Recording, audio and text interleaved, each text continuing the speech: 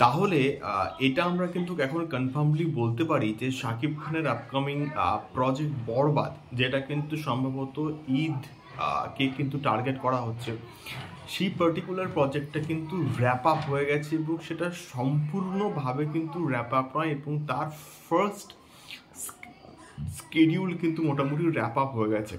Hello guys, আমি Dipen, welcome back to my channel. So এখন আমি এই ভিডিওর মধ্যে কথা বলবো, অবশ্যই দরদ ঝড় এখন কিন্তু চলছে এবং দরদ ওয়ার্কিং ডেতে কেমন কি বিজনেস করছে আমি কিন্তু ভিডিওস করে তোমাদেরকে জানাচ্ছি।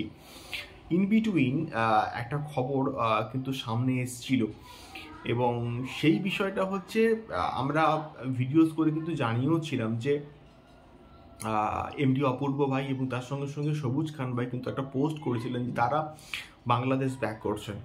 তো এখান থেকে আমরা একটা প্রেডিকশন করেছিলাম যে হয়তো বরবাদের শুটিং কমপ্লিট হয়ে গেছে এবং যে মুম্বাইয়ের যে স্কেডিউল ছিল সেটা যে শুটিং কমপ্লিট হয়ে গেছে সেটা কনফার্মলি কিন্তু গতকাল রাতে কিন্তু আমরা জানতে পারছি। তার কারণটা হচ্ছে দুটো প্রোডাকশন হাউস, একটা হচ্ছে রিয়েল এনার্জি প্রোডাকশন হাউস এবং তার সঙ্গে সঙ্গে ঋদ্ধি সিদ্ধি যে আছে এন্টারটেনমেন্ট, তারা কিন্তু গতকাল রাতেই কিন্তু একটা পোস্ট করে দিয়েছে যে ইটস আ স্কেডিউল র্যাপ।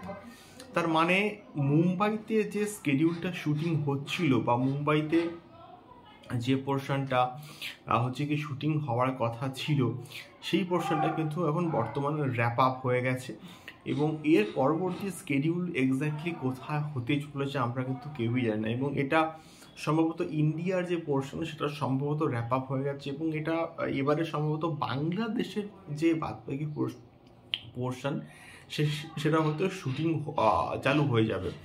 এবারে হয়তো এটার পোস্ট প্রোডাকশনে বা ডাবিংয়ের ক্ষেত্রে কিন্তু আরও অনেকটা সময় কিন্তু এখানে লাগবে, তার কারণ এটা প্রচুর হিউজ বাজেটের একটা ছবি এবং সেই জন্যই প্রচুর অ্যাকশনস কিন্তু আছে এবং তার সঙ্গে সঙ্গে হাই ভিএফএক্সও কিন্তু লাগবে। তো এই যেহেতু একটা ইন্ডিয়ার সব থেকে বড় স্টুডিওতে এটার হচ্ছে শুটিং হয়েছে, তো সেই জায়গা থেকে বিচার করে আমি কিন্তু বলছি যে এটার একটা হাই ভিএফএক্সের কাজ কিন্তু থাকতে পারে এবং তার সঙ্গে সঙ্গে পোস্ট প্রোডাকশানে কিন্তু একটু সময় লাগতে পারে এবং তারপরেই হয়তো মেবি এটা ঈদের জন্য কিন্তু রিলিজ করা হতে পারে।